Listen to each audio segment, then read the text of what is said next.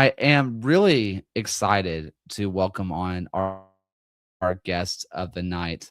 We are talking to the Liverpool native, but he did grow up in the Everton Academy on the blue side, and then makes his way through college, finds himself through Pittsburgh, has some magical moments, DC United, then makes his way back to Pittsburgh one last time. And now we can officially call him USL champion, Mr. Rob Vincent. Rob, how are you? Good. How are you? Well, has the USL champion, does that feel real to you yet? Yeah, it's certainly taken a little bit of getting used to. It's been just a crazy 7, 8 weeks. So yeah, it is still a little bit strange, but yeah, it's starting to slowly sink in. One thing that we noticed on here was guys like Danny Griffin were able to work a lot more creatively in that midfield. Was that something that you have been kind of seeing from the assistant seat? Yeah, I mean, Danny naturally likes to jump higher anyway. He's got a lot of energy, so he does a really good job of defending in front of the back line, but he also has the energy to go and jump and get in the box. We saw that at times this season, getting on the end of crosses, grabbing himself a few extra goals this year too. So yeah, a lot of it was just giving him the license to drop in and help us build in possession, but then also when that ball goes forward, go and get yourself in the box. And I think Bradley Sample naturally sat a little bit deeper and kind of helped us with our structure behind the ball. And again, that gave Danny a lot more freedom to just go and kind of roam and again get in the box at times, sometimes to kind of drift out wide and give us wide overloads as well. So yeah, a lot of it was just giving him the freedom and knowing that he has the stamina and the energy to kind of cover the ground and still do his job defensively. I kind of want to talk to you about your journey to the US, because if you talk to anybody that goes from Europe and comes over to the US, the act of going through like academies and popping around through academies and then doing the college route is something that the US mind just cannot really comprehend, that kind of stuff.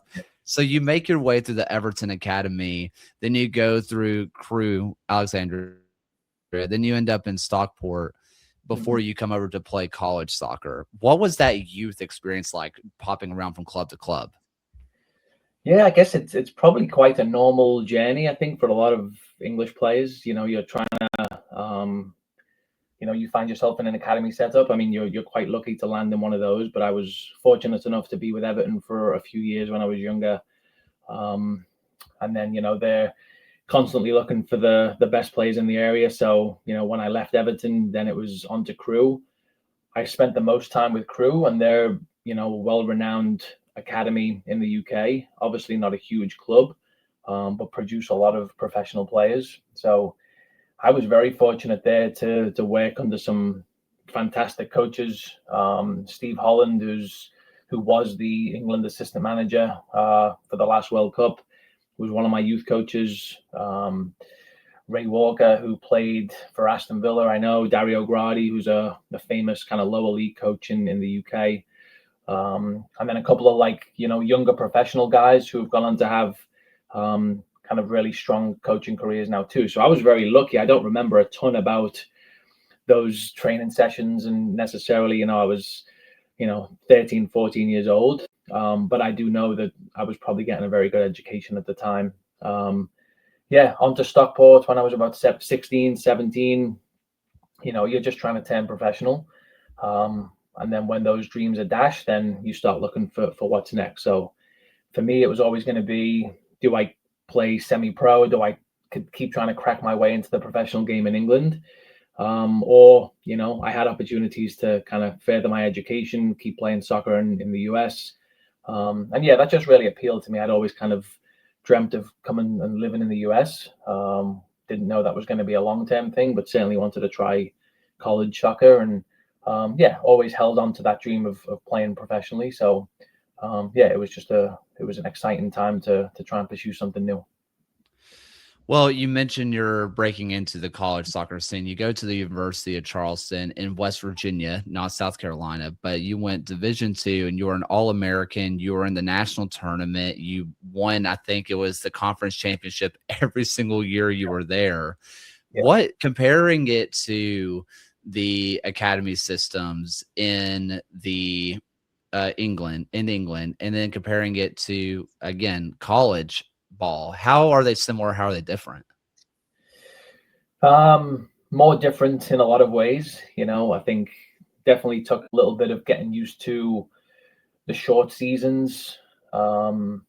Certainly took a lot of getting used to just the environment and the weather and the climate, and playing on turf every week. I'd never played on turf before, so a lot of things to get used to. But again, I was just at a point in my life. I was 18.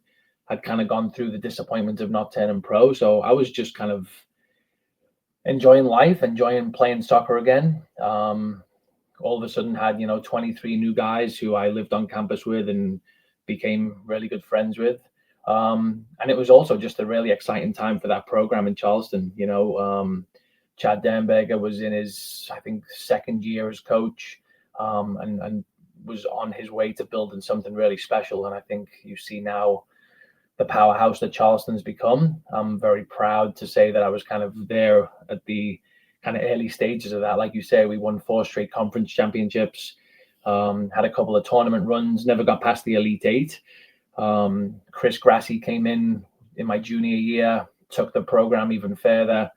And yeah, he ended up not winning a national championship, but he left it in a very good place for Dan Stratford to then come in and win a national championship with Charleston. And I think you look at Chris Grassi's obviously gone and won a national championship with Marshall. Dan Stratford's doing amazing things at West Virginia. The current coach now, Dan Smee in Charleston, has won a national championship, I believe, and they're always there and thereabouts. So, yeah, I think I was, again, just very grateful to kind of be part of the early days of Charleston becoming, the powerhouse that it is now. I'd say about a year or two ago, I talked to Hugo Faru, now goalkeeper out in Louisville.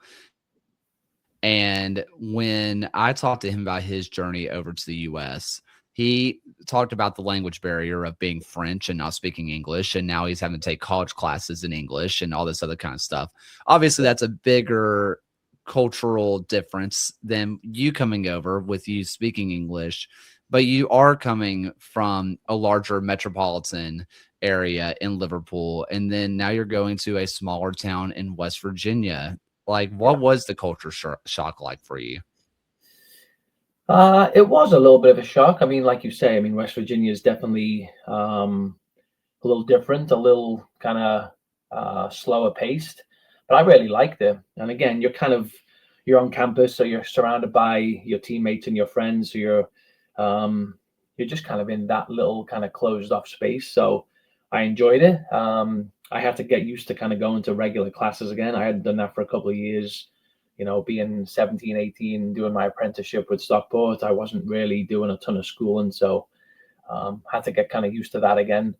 But yeah, overall, it probably sounds, I don't know, maybe a little cliche, but I was just so focused on the soccer side of things. Like, school was a little bit secondary to me. And again, I started really enjoying playing again.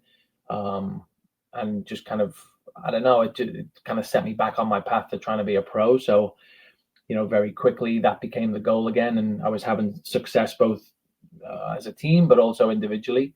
So, yeah, it kind of just kept me going. Kind of speaking on that journey, one thing that the River Hounds have done better than really anybody else in the USL Championship is bring in college players straight out of college. Do you feel like that's a untapped potential that a lot of other clubs are missing out on? Yeah, probably. I think everybody has their own way of recruiting and doing things, and to varying degrees of success. And I think if you look at our record, we've always given young players out of college plenty of opportunities to grow. I think sometimes that's probably hindered us. Maybe sometimes early in the season, we're lacking that little bit of experience. But I think once you kind of get everybody on the same page, everybody's got to start somewhere. And I think if you look at the growth of the players who have come from college to the Riverhounds, because they're given opportunities to play and they're given opportunities to fail and grow and get better, I think it sets them up in really good stead. And we've even just looking kind of in the past few weeks at our roster and where those guys came from. I mean, Beto Idrach, Charles All, Guillaume Vacta, Bradley Sample. These are all guys we took out of college, and they very quickly became really key parts of our team. So, if you look around the league, there's a lot of players who did go through the college system here in the US. And I think it's just about giving them a chance and letting them prove themselves. And sure, some will work and some won't, but it's worked for us, and I'm sure that's it's a path we're going to continue to try and use. Well, both myself and John Morrissey were on the ground in Tulsa the day you guys won the championship. And I took the time to talk to some of the Pittsburgh supporters before the game and just kind of get their thoughts. I mean, some of them had not slept in like 36 hours, and you could tell when you were talking to them. But besides being excited, they had this utmost confidence in not just the club but also you. One thing that got brought up several times was, Rob was the reason we have the Miracle on the Mon. And they were talking about how there could not be a bigger moment for the club when you were the centerpiece of the biggest moment in the club up to that point. Kind of relive the Miracle on the Mon for the people who maybe aren't Pittsburgh fans, or for let them relive this anyway. Yeah, I mean, I don't say this lightly because I know everybody has, their favorite memories of soccer, and when you're reliving your best memories, like everybody has their own memories and they don't want to necessarily hear about everybody else's. But the Miracle on the Mon is seriously just one of those once in a lifetime games. To be part of that, like, it's just an instant. You just know that this was amazing. I mean, we were 3-0 down at halftime to Harrisburg, which is our local rivals, at home. So, pretty bad day at the office for 45 minutes. Mark Steffens, who was our coach at the time, pretty much laid into us at halftime and let us know that it was not acceptable. So, I think going out into the second half, it was just like, let's make sure that this scoreline isn't embarrassing. We grabbed a goal pretty much straight out of the traps. I pulled one back and made it 3-1, but just felt like every time we scored, Harrisburg went and scored another. So the game, we just couldn't get the game back. So it's 5-3 going into stoppage time. So I think when they made it 5-3 at around about the 85th minute, and that was kind of the dagger. It was like, it's game over now. Like, it's probably done. So 5-3, we're going into stoppage time. I don't know, 4 or 5 minutes go up on the board. We grab one right at the beginning of stoppage time, and we think, okay, maybe we can grab a tie out of this if we're lucky. I was fortunate enough to grab the 5th. So we tied up at 5-5. That alone felt like the miracle. We've got it back. The stadium is rocking. Everybody's super, super excited. And then, we go and grab a 6th, and we take all 3 points out of nowhere. Just, in the space of about 4 minutes, we scored 3 goals, turned the game completely on its head. I think you just knew straight away. So I would recommend anybody just to go and watch those highlights and just see, the press box just shaking, the stadium erupting. I'm just thankful that people actually stayed in their seats. So I wouldn't have blamed them for going home at halftime, but they stuck around, and they were in for a good night. It's been written about so many times at this point that you can find your favorite article from your favorite person. You can find videos from it. And I'm not a Pittsburgh fan. They're just another club in the USL, but I get goosebumps watching it. Yeah. It's just unbelievable. Yeah, I do too. I still get goosebumps. I still watch it every now and again. I still actually, the commentator who used to do our games, his commentary still lives in my head, and I'm like, we still text every now and again about it. So it's usually around that time of year when it comes around. I think it was late May or maybe early June, but whenever the anniversary comes around, the club will tweet something about it. You know, a couple of the journalists will tweet something about it, and then I'll usually get a text from Matt, who is the commentator that day. So it's, like I say, we just kind of relive it every year, and it's just one of those amazing nights that we'll never forget. And when I mentioned that when I was talking to the Pittsburgh supporters, one thing a few of them said, and there was one person who was, and I'm blanking on his name now, I feel really bad, but he was kind of the head capo for the Steel Army on the day. And one thing he said to me was he knows how not to let the moment get too big. Like, we're so confident because we just know the moment's not going to get too big for them. Yeah. And it felt that way. It did not feel like this was the first time that you were a head coach in a final. It felt like you made every correct decision along the way. How anxious were you to make substitutions and make tactical decisions, or did it feel like another match? Yeah, I don't know. I mean, I don't know if I got everything right. I do know we were quite maybe reluctant is the right word, maybe not, but like we didn't make a ton of subs, and it was a lot of it just came down to a little bit of hesitancy and not wanting to lose the rhythm that we had, and probably was a little bit afraid to kind of take a risk that would backfire. So, you know, when things work out, you know, hindsight is 2020, right? Like, it looks like we made all the correct decisions. I don't think we did. You know, I think we could have maybe at times in some of those 0-0 games, we could have made changes, and we could have maybe found a way to win those games. But also, what if we had disrupted the rhythm and you know, ended up losing those games? So, you know, it looks like in hindsight like we got it all right, but I definitely know that I still have a lot to learn as a coach. The one thing I was trying to be very conscious of, though, was being composed and being calm. I'm a big believer that the head coach's actions and the way that their body language is, you know, that carries over to the players. So we had a lot of big moments, you know, down the stretch. You know, we're playing Indy at that point. Every game felt like a massive game, like all 7 games. So Indy, it was, if we win tonight, we're in the playoffs. Like, that's kind of a huge step, relief. Because if we don't make playoffs tonight at home against Indy, like, we got to go on the road to Monterey, and then all of a sudden, like, then we got to play Phoenix on the last day. They're going to have something to play for. So, you know, it just felt like every game had a lot on the line. And so, yeah, I was just very aware that I needed to remain composed and make sure that the guys knew what their jobs were, knew what to expect from the opposition. And yeah, I want to say it was quite easy because the guys were in a really good headspace. They played well. They got the results that we needed. And that allowed me to, not get too high, not get too low, and just kind of carry them through the end of the season. You know, again, I know, you know, if and when I'm a head coach in the future, I'm going to have to go through some moments where I need to maybe raise the temperature in the room and get a response out of guys. And, but yeah, I definitely think there's always room to just kind of take a breath, compose yourself.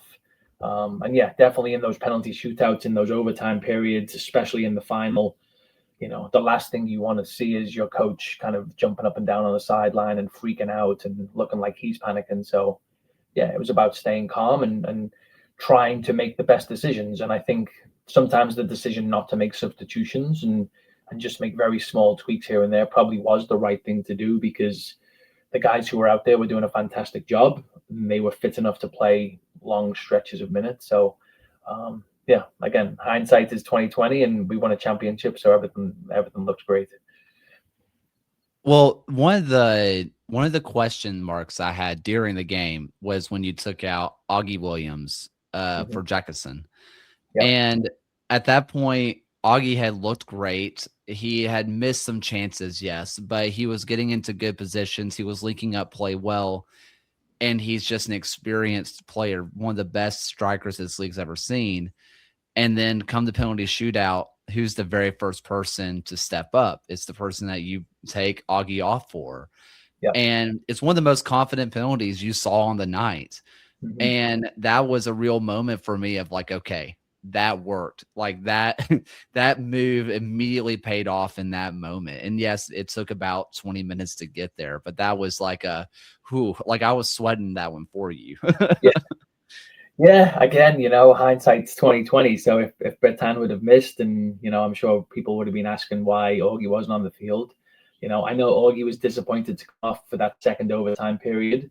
It was just, again, maybe at that point, 7 games in, we did, myself and the other staff, maybe we just felt a little bit more confident to take a slight risk. You're throwing Bertan in cold to a really intense game, but we just felt there's 15 minutes to go. Augie, yeah, he's still got the energy. He can still maybe make something happen, but the game was so stretched at that point. We just felt like there was maybe one opportunity to hit them on the break or catch them in behind. And Bertan, with his pace, maybe just gave it that opportunity. And he actually almost did get in, and they just got enough defenders back just in time to kind of slow him down and stop him getting a shot off. So it was kind of a low risk, potentially high reward situation. Again, you're not having Augie on to take a penalty, but Bertan had taken penalties in the last couple of shootouts that we'd been through. So we were confident having him on. In fact, I think we almost wanted to make sure Bertan was on the field for the penalty shootout. We ended up having Chase Boone take a penalty probably in place of Augie, which again paid off. Underside the crossbar. No, exactly. no. A heart and mouth type of penalty, but yeah, again, I think it wasn't anything that Augie was doing wrong. It was like, okay, let's take a calculated risk here that we think there's maybe 1 or 2 counterattacks left in this game. Maybe we can win it before we get to penalties. And we didn't, but I think everybody was happy come the end of the day. I do remember saying to Augie, while the trophy celebrations were going on, I was like, all right, you got to forgive me now. I know you weren't happy to come off, but you have to forgive me now that we've won a trophy. Well, so where I sat as this was happening, once it went to penalties, I've said this on the show, I was so confident that you guys were going to win once it went to penalties that I sat myself right in front of the Steel Army because I knew as soon as it was over, everybody was rushing over. Yeah. And lo and behold, that is what happened. Eric Dick makes a save, as he always does. And from there, everybody converts theirs. And everybody comes running over. And to talk about how much it means, the first time that Highmark has ever been sold out was not for a U.S. Open Cup run. It was not for some international friendly. It was for an Eastern Conference championship. It was for the conference title. When a guy who's been around like Augie Williams finally wins the USL trophy, I mean, he was in the Steel Army. Like, I have videos of him just like crying. Yeah. That's how much it meant to these guys to win. How much did it mean to you? Yeah, I mean, it was a lot. Again, it kind of felt like as we were going through, and you never want to count your chickens at all, but it kind of felt like this when we got through the first round against Hartford, and then we got through the second round against Detroit. It was like, and we just kept getting the home games. It was like we may never get a better chance, or at least not in the near future. We've had 3 home games against opponents who we feel that we can beat, and then you just get one shot at Tulsa, who again on their day are a very, very good team and hard to beat, but it's like we just got one shot at it. Like, let's give it everything. So yeah, it was hard. I mean, it is still hard to put into words, but being able to celebrate down in that corner with the diehard fans that drove their way down to Tulsa was special, and there was just a lot of emotion that day. And a lot of guys will play their whole career and not have a greater moment than this. A lot of guys will play their whole career and never get anywhere near a final. So I think it was just a special day all around, and just memories that we'll be able to keep for a lifetime. And we kind of said before the game too, like, this is the last game that this group will ever play together. Whether you make 3 changes in the offseason or 10 changes in the offseason, like, this is the last time this group of 23 guys will be together. So let's savor this moment and hopefully go out on a high, which we did. Well, I have 2 more questions for you before I let you go, and I really appreciate you taking the time to chat. First, for the Pittsburgh fans who are listening to this, they have a fun off season ahead of them. They get to celebrate the star above the crest. But Yeah. what kind of message do you have for them this off season?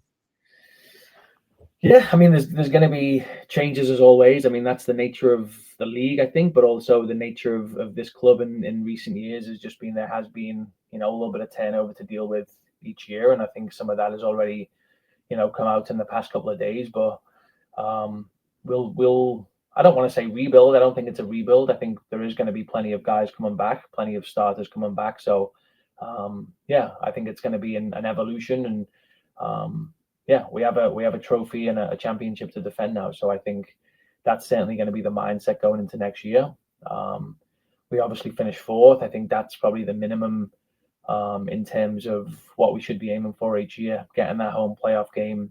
And then, yeah, I think once you can maybe get that home playoff game, as we saw this year, you know, things can open up and really kind of play in your favor as long as you give yourself that chance. So yeah, we'll strengthen, we'll get better, and we'll come back in March and be ready to defend that title. And the last question we ask at the end of every show, and we ask every single guest, when you have time to kind of decompress, kind of chill out, what have you been reading? Has there been a certain album that you've been listening to, or what's been on your TV lately?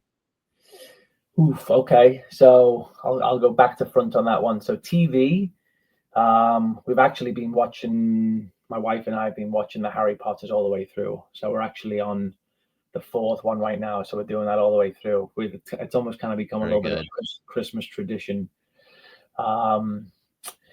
I did just order a book today, and I feel terrible that I can't think now what it's called. It's too late for me to remember. But I think it's like right now, it's like I'm trying to do like a lot of kind of leadership books. I've done a few kind of over the past 12 months, and just trying to, you know, I've always done a lot of coaching books and a lot of kind of tactical and things like that.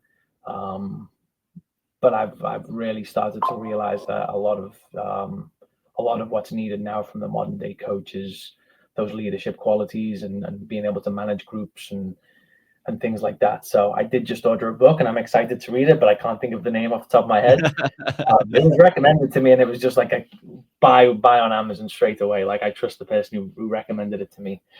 And then musically, I am kind of a podcast guy as of late. So when like my drive to the training center every day, it's usually a podcast. But I would say I did probably the most recent album I listened to was probably Tame Impala's new album. I'm a big Tame Impala fan, so they had a new album come out a month or two ago, which I've been listening to. So yeah. Very good. Thank you so much for the time, Rob. Enjoy Christmas, enjoy the holidays, and enjoy your championship. Much appreciated, Kaylor. Yeah, thank you for having me. It's been fun. Yeah, anytime. Thank you.